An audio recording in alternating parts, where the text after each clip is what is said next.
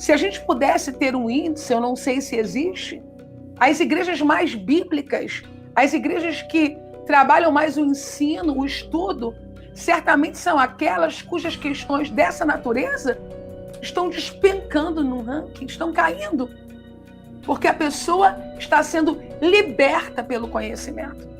Agora, se você vai para uma reunião onde pouco se fala em português, não é verdade?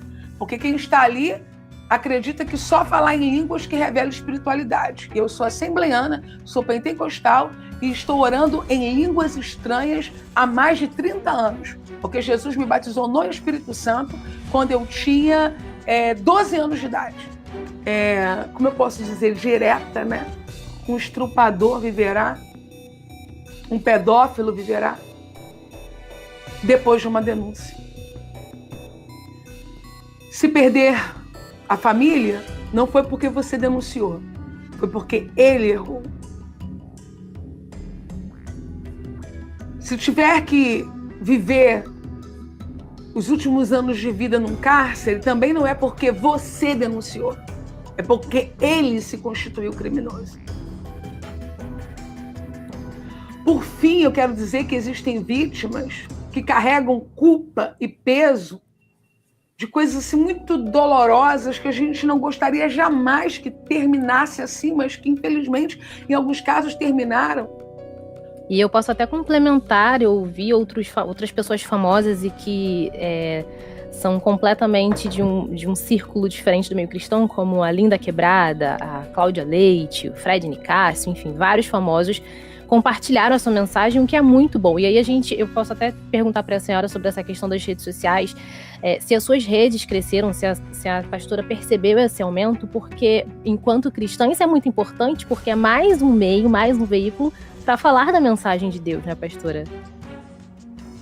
Não as citadas aqui, porque eu não as conheço pessoalmente, não posso fazer esse juízo de valor, mas em vias gerais, algumas dessas pessoas tiveram a ideia ali de dizer assim, viu, como a gente sempre soube que a igreja tem problemas, olha, tá vendo como isso acontece lá?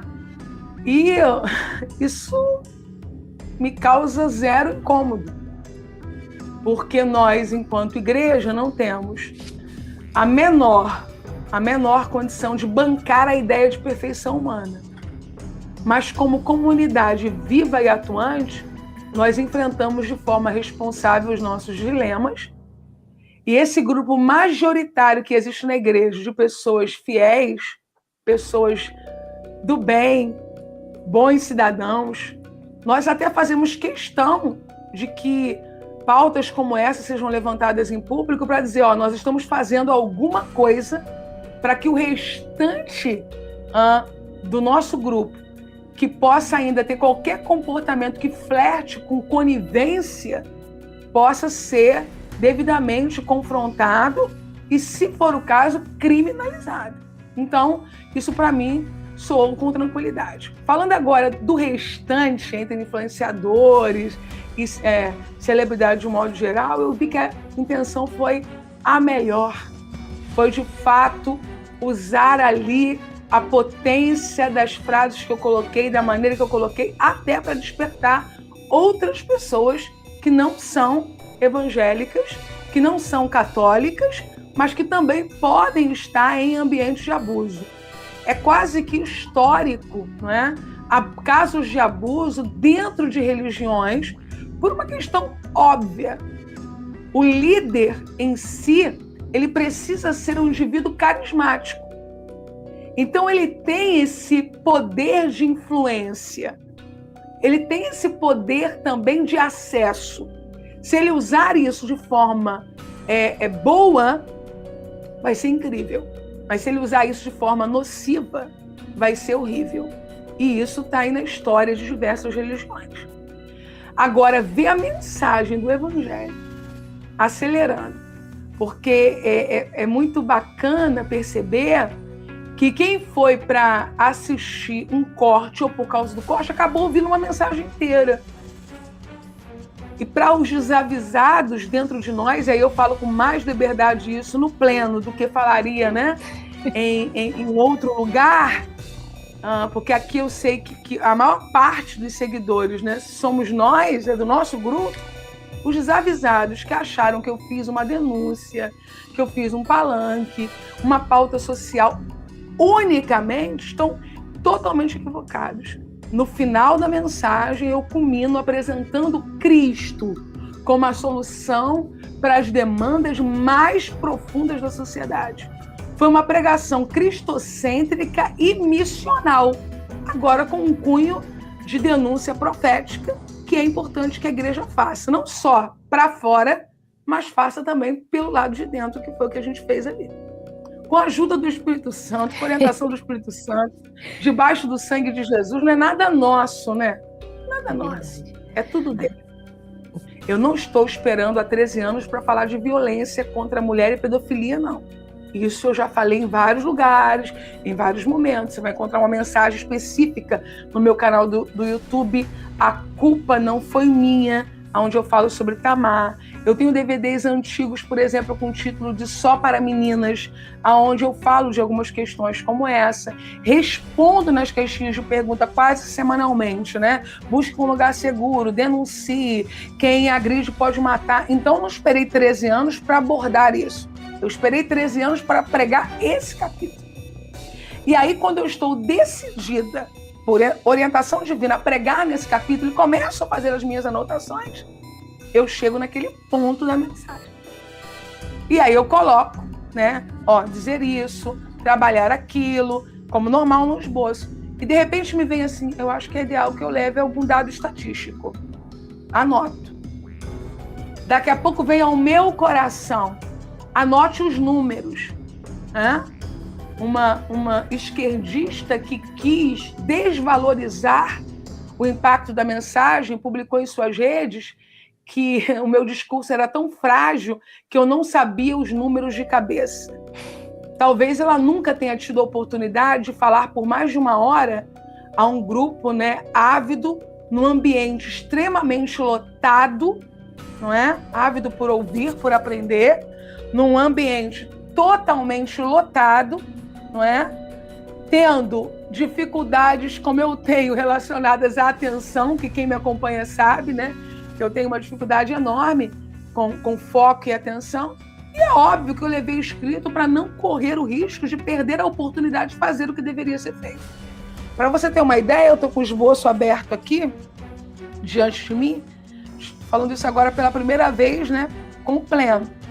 Eu comecei esse estudo no ano de 2013 e concluí no dia que eu preguei, 2 de maio, 12h58. Eu tenho o hábito sempre de anotar o horário que eu termino de fazer o meu esboço. 2 de maio, 12h58.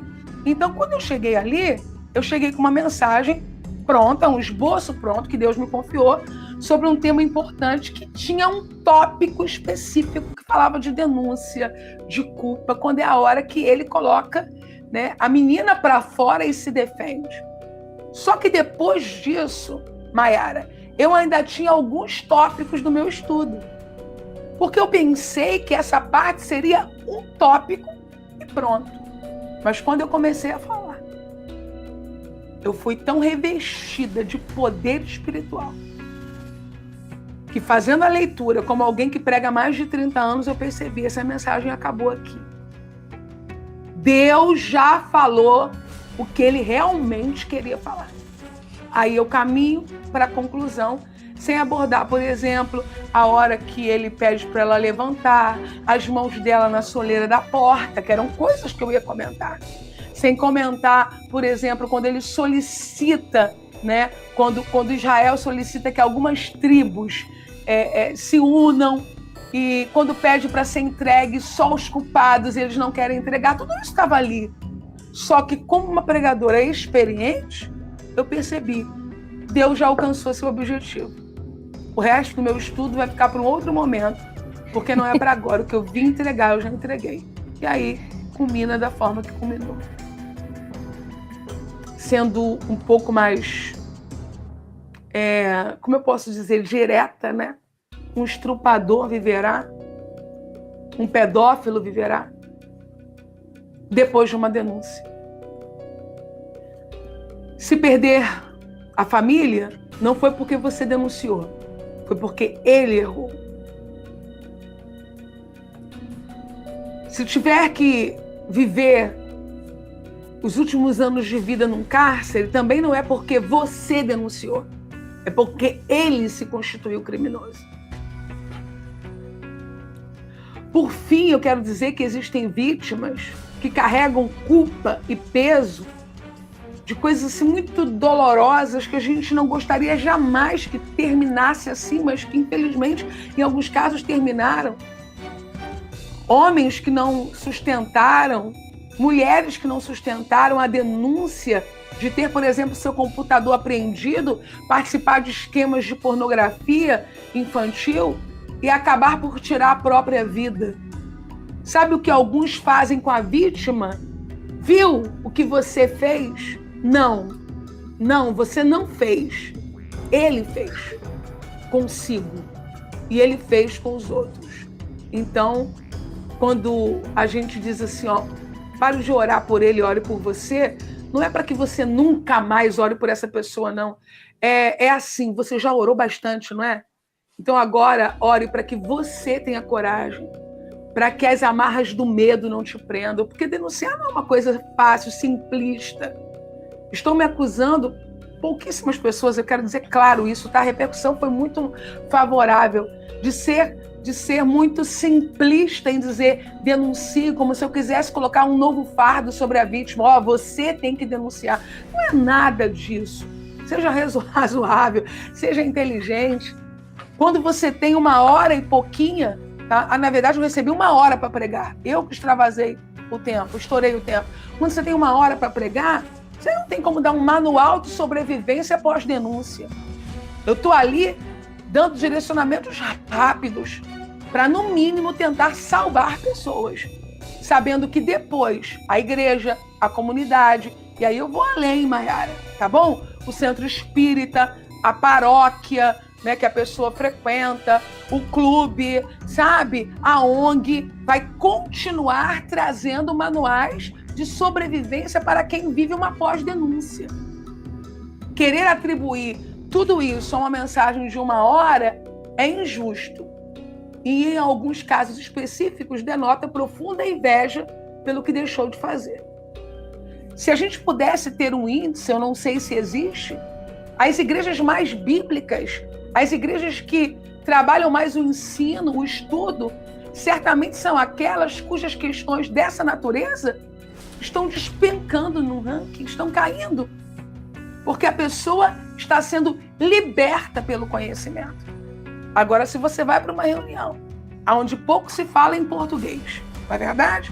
Porque quem está ali acredita que só falar em línguas que revela espiritualidade. Eu sou assembleiana, sou pentecostal e estou orando em línguas estranhas há mais de 30 anos, porque Jesus me batizou no Espírito Santo quando eu tinha 12 anos de idade. Agora eu preciso ter uma mensagem inteligível para quem está sentado ali entenda o que eu estou dizendo. E aí, depois de edificados, a gente vai falar em línguas, a gente vai marchar. Quem não marcha, não marcha. Isso não é problema, desde que a gente possa acertar na educação cristã.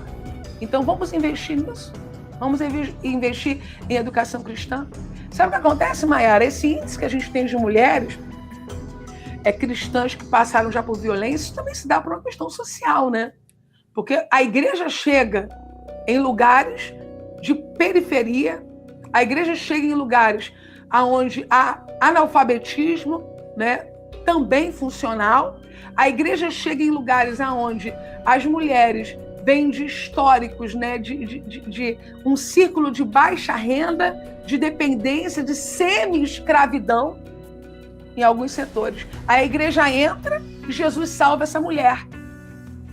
E essa mulher entra no índice, algumas vezes, porque, para começar, nem todas têm o cônjuge cristão e evangelizado. A igreja tem, sua maioria, de mulheres. Então, você vai ver que não são todas ali casais, né? Que tem um marido, uma esposa e um marido. Então, já entra aí. Esse indivíduo que agride essa mulher, a maioria das vezes não é um cristão. E depois, ela passa por isso como um reflexo social de todas as dores que a envolve, que são essas que eu mencionei. Então a igreja está eximida, está desculpada. Não. Porque cada mulher que o Evangelho de Jesus alcançou precisa ser alcançada por um discipulado real, pulsante, que comunique a ela de forma direta. Tudo que você viveu de sofrimento até aqui, você não deve mais viver de forma conformada. Se é uma questão de pobreza, olhe para a vida sob uma outra dimensão, volte a estudar, acredite no seu futuro.